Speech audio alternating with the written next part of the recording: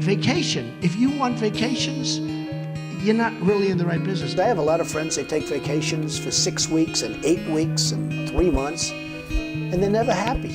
So I watched my father, so I like to work. My father was a worker, and he loved to work. He'd work on Saturdays, he'd work on Sundays. He just liked it.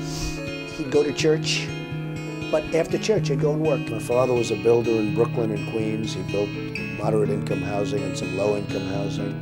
He was really good at what he did. He was a real professional. And I learned a lot just sitting at his knee, you know, listening to him from the time I grew up. And I just learned a lot about negotiating. I learned a lot about building. I think right now what people want is they want competence. They're tired of other things. We can talk a little bit about success for all the young people. The old people, who knows, maybe you'll become more successful. And the people who are the happiest are not necessarily the people who are the wealthiest, okay? Because we're talking about success. Most people think success is measured in the form of monetary success. It's not really. But in terms of monetary success, it does make life easier. I've built a fantastic company with a fantastic worth.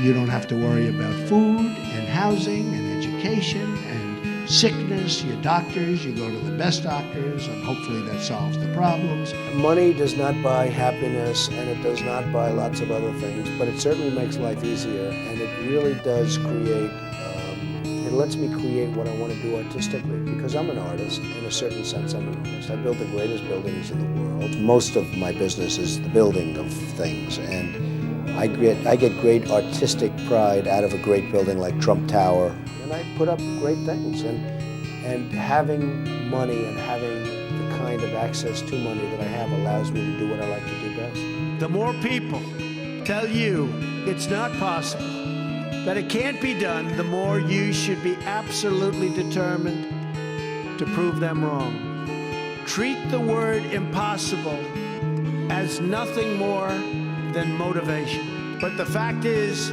no one has ever achieved anything significant without a chorus of critics standing on the sidelines explaining why it can't be done. Nothing is easier or more pathetic than being a critic. You can never be sure of anything, can you? But the future belongs to the dreamers, not to the critics. The future belongs to the people who follow their heart no matter what the critics say, because they truly believe in their vision. We need toughness. We need this, we need the brain power, and we need toughness. And people I know that are really tough and really smart, and right now that's what we need. I think you have to be smart in business. I don't think you have to be a killer. I think you have to be smart.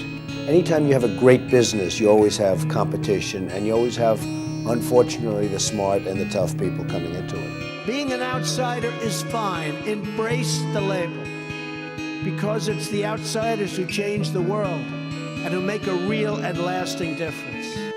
The more that a broken system tells you that you're wrong, the more certain you should be that you must keep pushing ahead. If I give you one message to hold in your hearts today, it's this: never, ever give up. There'll be times in your life you'll want to quit, you'll want to go home. Well, that happens in life. It's a human trait. It's always a challenge, like life itself is a challenge. I've seen so many brilliant people. They gave up in life.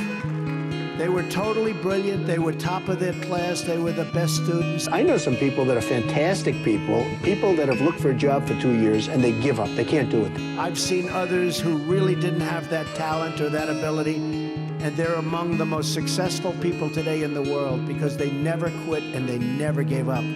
So just remember that. Never stop fighting. Following your convictions means you must be willing to face criticism from those who lack the same courage to do what is right, and always have the courage to be yourself. Most importantly, you have to do what you love.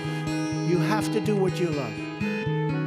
I've seen so many people, they're forced through lots of reasons to go down a path that leads them to something that they don't love, that they don't enjoy. You have to do what you love, or you most likely won't be very successful at it. In my case, I'm a very conservative person, although, not as conservative perhaps as some, but I'm pretty conservative. Words are less important to me than deeds. I have a very high aptitude, and I think I was at the best schools and always did good. I was a good student. And I will tell you that I always told people, I'm a very smart guy. I got good marks. I was all this. I went to the best college, the Wharton School of Finance, which to me is like the greatest business school. I'm an entrepreneur. I've been very, very successful. I built a great, great company. I posted numbers that were incredible numbers and all of that stuff. What I say, I guess a lot of people are listening to. In fact, many millions of people are listening to. And that's why, it's interesting. When they come up to my office, they don't want my money. They want my endorsement. Every one of them. They want the endorsement because I represent millions of people. Everyone tries to lean on me, but I have lots of really good relationships, and I don't mind being leaned on if it's to help somebody. I think I really enjoy helping people at high levels and at low levels. I don't think they want so much me. I think they want my ideas, what I represent. Because I represent a large group of people, many millions of people. I have my own opinions, you can have your own opinions. But I speak my mind. I just don't believe instinctively in turning the other cheek. If somebody was out to hurt you, if somebody was out to do a number on you, I really believe that you should just do a number on them if you get the chance. There's a group of people that think it's something you shouldn't discuss. I think it's an issue that if somebody brings it up, it's certainly an issue that's worth talking about. There were people that I really helped in business when things were very good in the 1980s and when my company was going good. And they did not lift a finger to help me when I needed it. And there were a couple of them that could have very easily helped me. I think one of the reasons I really succeeded, and bigger than even in the 80s, is the fact that it's a little word called perseverance. I didn't stop.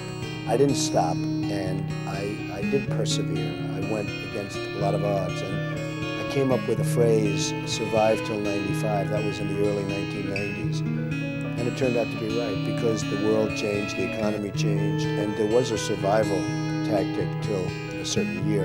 I had faced the possibility of losing everything, and I went back to work. I focused my mental energies. What I did is I re-put up my guard and re-put up my defenses and my offenses much stronger than I ever did in the 80s, and worked probably harder than I did in the 70s and 80s, and actually became much more successful. And I survived. Most people didn't survive. I mean, a lot of my friends, a lot of good people and bad people had to go bankrupt, and you never heard from them again, and you probably never will hear from them again. And those people were scared. They thought it was over.